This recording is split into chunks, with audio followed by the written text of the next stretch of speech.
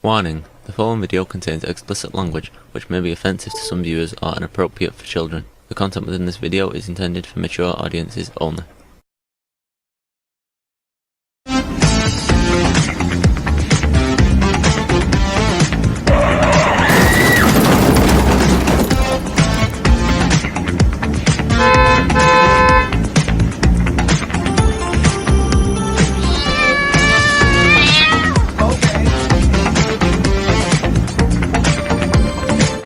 Hey everybody, I got a video for you to watch, so let's watch it and I'll talk to you on the other side of it.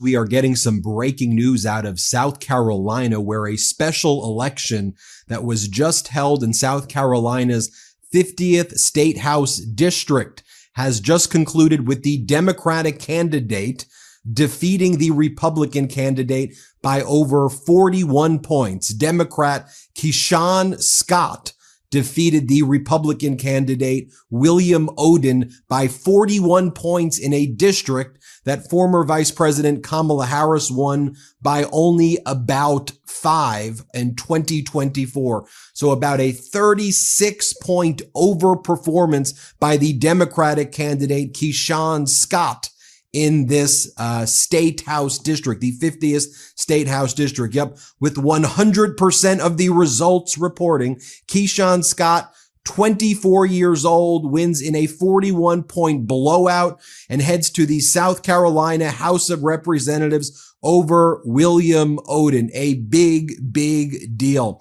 Folks are talking about the 41-point overperformance, but very few folks are putting a face to the name. Take a look, everybody, as Paolo Cremita says, of Representative-elect Keyshawn Scott. He's a pro-choice young rural candidate, and that's what wins. This is how we outrun and how bold politics can defeat fascism. We're getting word from the leader of the DNC, Ken Martin, who's been commenting on a lot of these big Democratic overperformances in the recent special elections across the country. Ken Martin writes, "Congratulations to Keyshawn Scott on his landslide victory and massive overperformance tonight in South Carolina. Tonight's results are a reminder that voters are siding with strong Democratic leaders who will fight for working families across the country." The South Carolina Democratic Party wished a major congratulations to Keyshawn Scott on winning the 2025 special election for the South Carolina House District 50 at just 24 years old. Representative Scott is bringing fresh energy and bold leadership to Lee, Sumter, and Kershaw counties. Let's go, Keyshawn. Hashtag South Carolina Dems. Now, I'll give you just a little more background about this House district. So voters in parts of Sumter, Lee, and Kershaw counties went to the polls Tuesday to select a new representative for South Carolina House District 50 in a special election. The race featured Republican William Oden and Democrat Keyshawn Scott. Oden is a retired U.S. Air Force member, while Scott currently serves on the Bishopville City Council. The seat became vacant back in January when the former Representative William Wheeler abruptly resigned from office to take a new job. Wheeler had represented the district for 8 years and had just won re-election in November 2024 after facing no opposition in the primary or general election. Under state law, a primary and then a special election had to be held to fill this seat. Let's learn a little bit more about Keyshawn Scott. Now the representative-elect for House District 50 in South Carolina, a young minister from Bishopville running in the special election in June to protect a Democratic seat in the South Carolina House. Scott learned the importance of serving others as a kid while volunteering at a local senior center during his summer breaks. He's now grown into a dedicated public servant who works to uplift all members of the community. And if Keyshawn wins his bid for the South Carolina House, he is committed to improving life for working families by pushing for progress on issues like access to quality healthcare and public education. Let's take a listen to Keyshawn Scott. Here's what he has to say. Play this clip. So I would say some of the biggest needs as far as District 50 definitely directly relates to our need for workforce development, our need for access to healthcare, our need for improving the quality education that we provide to the students, and then also just making sure that we're able to continue to sustain and even help to further grow our infrastructure and development in District 50. Now, folks, we've been focusing on Democratic overperformances, MAGA Republican underperformances throughout the country. For example, on March 25th, 2025, we reported Democrat James Malone defeated the Republican County Commissioner Josh Parsons in the special election for Pennsylvania's Senate District 36. Flipping a district Trump carried by 15.4% in the 2024 election, a huge upset for the Democrats. And I don't think it was really the last time was like the 19th century where a Democrat won in that area in the Pennsylvania Senate District 36. You take a look at the state Senate District 35 in Iowa. In the first special election since Donald Trump took office, Democrat Mike Zimmer back on January 28th, 2025, defeated the Republican Katie Elizabeth Whittington to flip Iowa's state Senate District 35, a district Donald Trump won by 21 points in the November 2024 election. New York Senate seat 22 special election that was held on May 20th, 2025. Democrat Sam Sutton won this Senate special election seat. Trump won this district last year by, let me check, Ted Lieu says, 55 points. Also going to Omaha, Nebraska, the longest serving Republican incumbent mayor who won by 20 points in 2021, lost her seat to the Democratic candidate, the mayor-elect Ewing Jr. over there in Omaha. The Democrat won. The commonality that we're seeing with all of these races is we have a Democrat who is running on issues that matter to people, on healthcare, on infrastructure, on jobs, on housing, on women's reproductive rights, on equality, on the climate, not afraid to talk about these issues. And you have all of these Republicans running on culture war issues. For example, in the Omaha, Nebraska mayoral race where the MAGA Republican candidate lost, we saw the MAGA Republican candidate focusing on bathrooms and peepees and vagina, like stuff where voters are like, just stop it. Just treat freaking people with the respect treat human beings with decency and focus on the issues that matter. There, the Democrat who won was focusing on roads. We need to fix our roads. We need to make our electric grids work. We need a functioning government. I think this is all an important lesson for Democrats heading into the midterms in 2026. So much of what corporate media wants to talk about, corporate news wants to talk about, are all of these narratives that people aren't talking about themselves at their kitchen tables, in their homes, in their apartments. It was Senator Bernie Sanders who said this to me, and it was so important. And I want to leave you all with this. He said, Ben, the most important issues confronting the American people are often the issues that are least discussed on the news and least discussed in public. We need to speak to those issues. We need to talk about why we need to tax the rich more, why everybody deserves health care for free, why everybody deserves a cheap and affordable or free education, why everybody who works a job should not have to face the psychological torture of living paycheck to paycheck, that they can afford to buy a house. They could afford their rent. They're not worried they're going to have to make a decision about whether they pay their rent or feed their kids.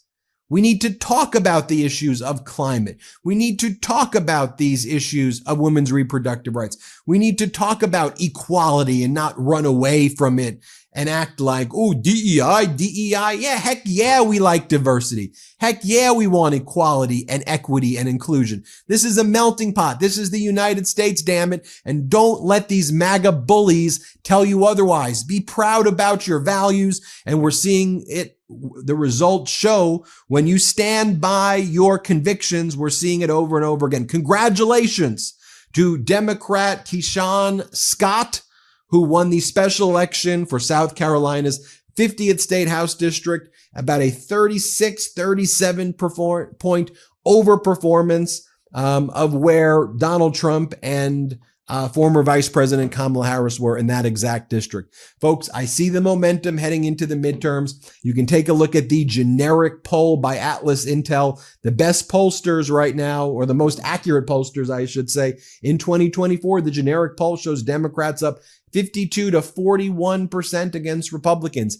Don't give up. Polls don't vote. Stay in the fight. Hang in there, folks. I'm Ben Meiselas. This is the Midas Touch Network. Happy to deliver that. Well, it's certainly good news to pick up these wins, which are really, this is the time for Democrats to come back roaring, because now they're at their weakest, the Republican Party, because they're infighting with each other. They don't know whether they should stay loyal to Trump or just to dump him altogether. They don't know that Trump knows what he's doing. Okay, so in this confusion that they've created in their party, now is the time for the Democrats to come together and basically pick up the things that they're going to leave behind. We have to be there to clean up their mess, all right?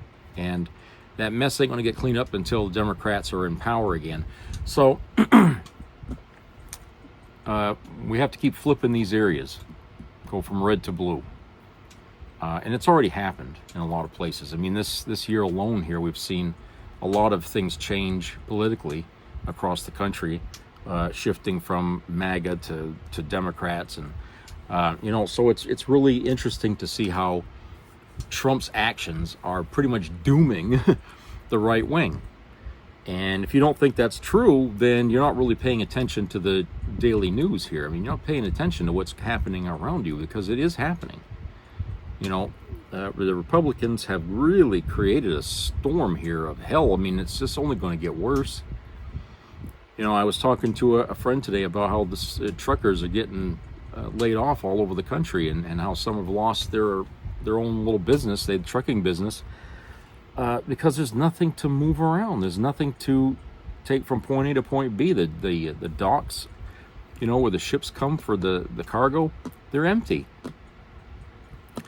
And, these trucks that usually take this stuff and go to wherever they got to go, they're just sitting, idle. They're not being used or nothing. They just, because it costs money for the company that owns these vehicles to have them drive them back to the company. Okay, they got no reason to spend all that gas, so what do? Just leave them where the hell they are. I mean, it's really kind of crazy, but that's what's happened. That's how bad the situation has gotten already, is people are already looking at cost cutting.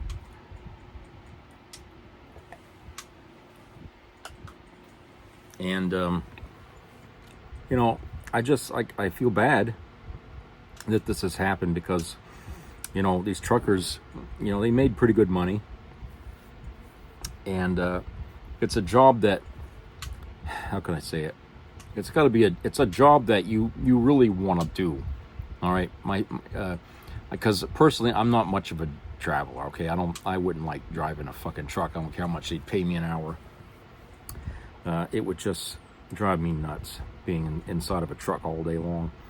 But for some people, I mean, it's a lot. It would be a great thing for them to have that as a job, So, but it's sad to see that so many of them are giving up, and some are laid off, and some have closed up their own small shipping business. And, it's going to be hard for small businesses from here on out to survive, let alone to start one. And I feel like, MAGA was always something, or at least the Republicans were always of the mindset that, small business needs to be helped. Okay. and yet the policies they support and the actions that they've created in government have hurt small business more often than not. So it's clear that their loyalties really aren't to the small working class, the small business. Their loyalties align with big corporations and the money that they bring. Obviously, that's where the money's at.